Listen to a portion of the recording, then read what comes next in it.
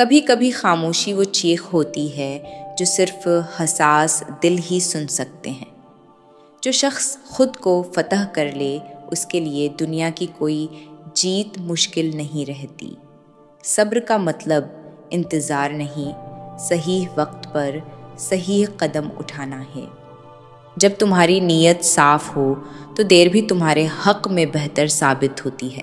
اپنی عزت کا خیال خود رکھو، کیونکہ دنیا اسے وہی قیمت دے گی جو تم خود دو گے۔ تمہاری شخصیت تمہارے الفاظ سے نہیں، تمہارے رویے سے پہچانی جاتی ہے۔ اصل طاقت وہ ہے جب تمہارے پاس بدلہ لینے کا اختیار ہو، پھر بھی تم معاف کر دو۔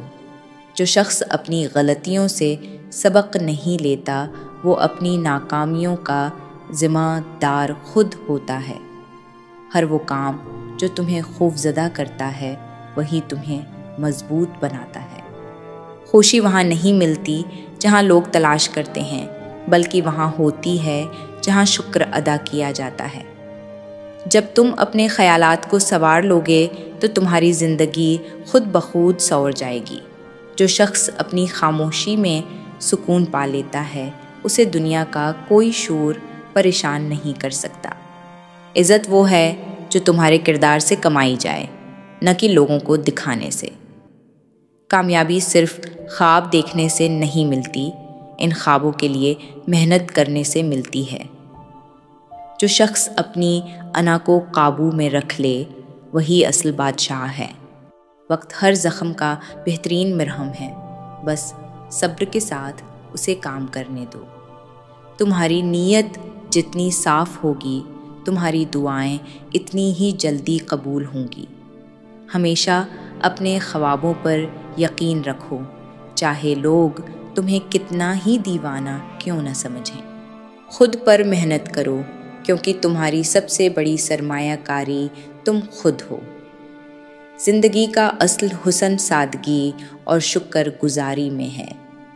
جو شخص اپنے غصے کو قابو کر لے وہ ہر جنگ جیت سکتا ہے۔ اگر تم خود کو بہتر بنانے میں مصروف ہو تو تمہیں دوسروں پر تنقید کا وقت نہیں ملے گا۔ صبر اور شکر وہ نعمتیں ہیں جو زندگی کو آسان اور دل کو مطمئن کر دیتی ہیں۔ اپنے خوابوں کو حقیقت بنانے کے لیے تمہیں اپنی نیند کو قربان کرنا پڑے گا۔ تمہارا رویہ ہی تمہاری کامیابی اور ناکامی کا فیصلہ کرتا ہے۔ جو شخص سچ بولنے کی ہمت رکھتا ہے اسے کسی وضاحت کی ضرورت نہیں ہوتی۔ اپنی قدر خود کرو، ورنہ دنیا تمہیں اپنی ضرورت کے حساب سے استعمال کرے گی۔ کم بولنا عقل مندی ہے، مگر صحیح وقت پر صحیح بات کرنا بہادری ہے۔ اگر تمہارے ارادے مضبوط ہیں تو راستے خود بننا شروع ہو جاتے ہیں۔ کبھی کبھی ہارنے میں بھی وہ سبق ہوتا ہے جو جیتنے میں نہیں ملتا۔ جب شوہر بیوی کے بجائے دوسروں میں دلچسپی لینے لگے تو سمجھ جاؤ کہ یا تو رشتے میں دوری آ گئی ہے یا توجہ کی کمی ہے۔